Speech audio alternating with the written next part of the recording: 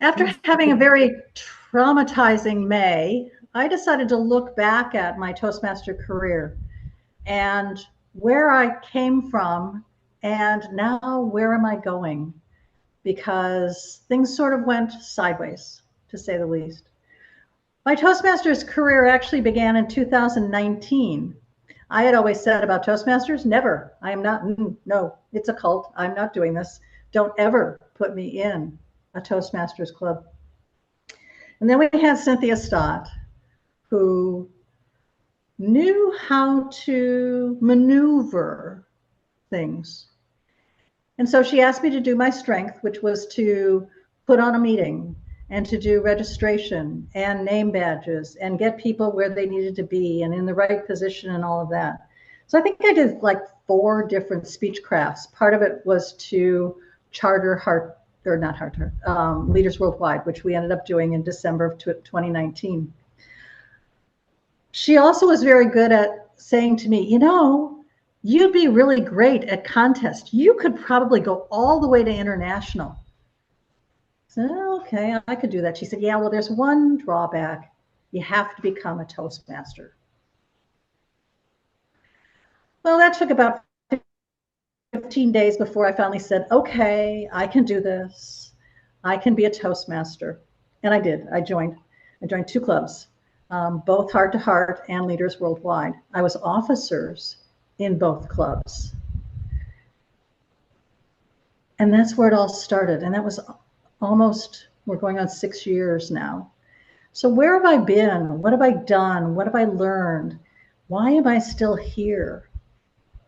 What I found was growing leaders was a big deal. It was great fun.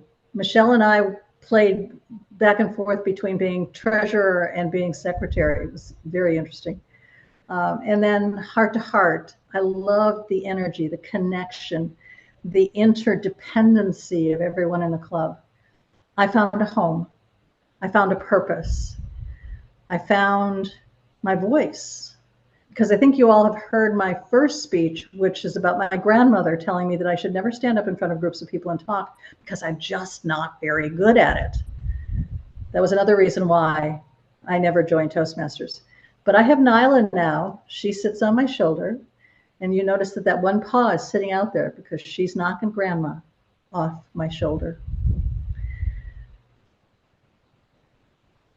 Each year, I did something more and different. So I went through the officer, well, not really the officer ranks, but I was secretary and treasurer all over the place. And then somebody said, hey, wouldn't you like to be president of Heart to Heart? We really need a president. Could you do that? And for 2.5 years, I've been the president of Heart to Heart and had the honor and privilege of working with these phenomenal women and men. And it's bittersweet to be leaving it at this point in time. In addition, again, we thank Cynthia Stott so much. She said, you know, the district's looking for a finance manager. Do you think you'd want to do that? Well, I talked to Bet Ballhofer, and Bet told me what she expected of me. And I said, sure, I can do that. I've been running my own business for far too many years now. And I think I know how to put together a spreadsheet and a balance sheet and know how to run a checking account and, you know, pay bills and this kind of thing. So I started as the district finance manager. The next year I thought, well, you know, D30 needs an area director that our club is in. We did very, very well that year. And I thought, well, what am I going to do next year? And Carolyn Douglas said to me, how about if you're my admin manager? I said, well, gee, I could do that. I mean, again, I've been doing administration for 40 some years. I think I can handle this. Well, I hadn't even gotten started. And the division director in G and all 3 area directors decamped. And Carolyn came to me and she said, do you suppose you could be my area directors and my division director for G? So that year I was the division director and all 3 area directors as well. Now, I do have to admit that I had 2 wonderful men who helped me with 2 of the areas, and that was Greg Scott and James Ogilvy. And they helped with contests and all that because they live way up there at the top of California. And I do remember having one of my clubs, I gave them a really bad area visit. And he called me and goes, "How could you do that? We're here. You know, we want to be evaluated. What's your problem?" And I said, "Well, my problem is, are you online?" And he goes, "Well, no, we're only in person." I said, "Great. I'll get an airline ticket from Columbus to San Francisco, and then I'll drive up to Northern California, and I'll go to your meeting. Oh, you'll have to pay for the airfare, my rental car, and the hotel room." And he says to me, "Well, we can't afford all of that." I said, "Great. I have somebody in the area who can come in and evaluate you, do your area visit." James went, knocked on the door.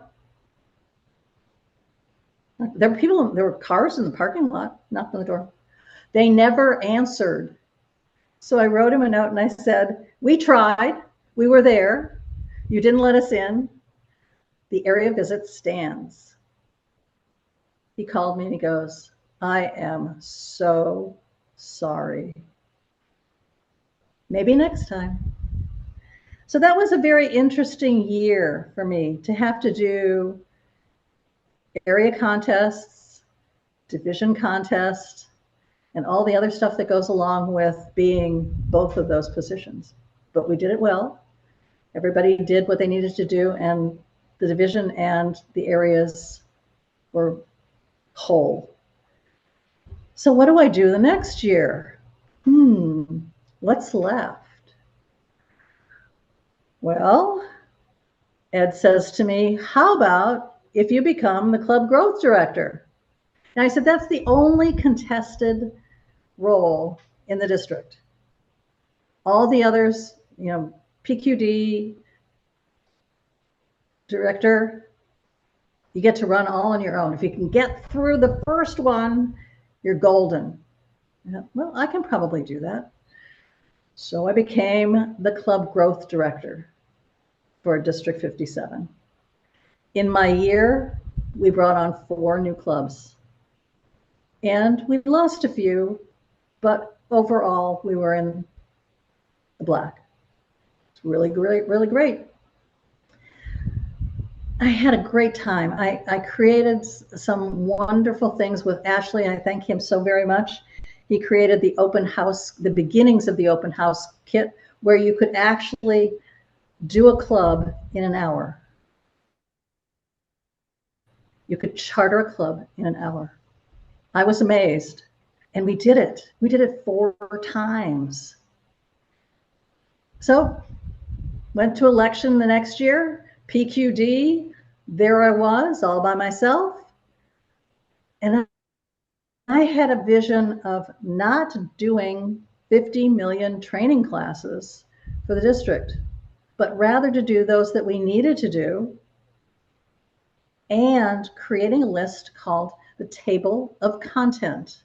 And it was a list of phenomenal Toastmasters who wanted to speak at other clubs, at open houses, just at regular club meetings, whatever it might be. And that, plus the training that we did do, really stood us in good stead as the PQD. In fact, I'm getting an award from Toastmasters because of the number of DCP points, the number of clubs that reached the DCP points that we needed to. And I'm the only one of the 3 of us that's getting an award. This year, as you all know, I ran for district director and was not selected. So the question to you is, what should I do with my Toastmasters journey now? Thank you.